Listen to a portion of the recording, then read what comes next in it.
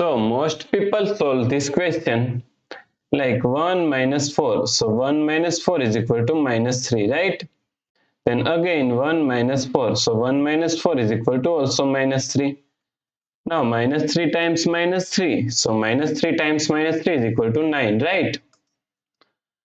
But this answer is not correct. This answer is completely wrong. So now let's solve this problem correctly by using a PEMDAS rule, right? So PEMDAS, P-E-M-D-A-S. According to PEMDAS rule, first priority is parentheses, then second priority is exponents, then third priority is multiplication and division.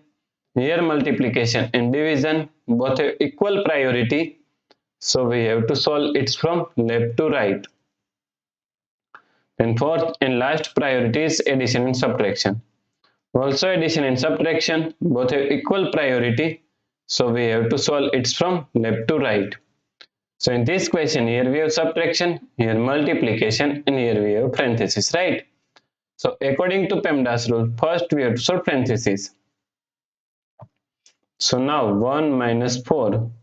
Now solve this parenthesis first. 1 minus 4 is equal to minus 3.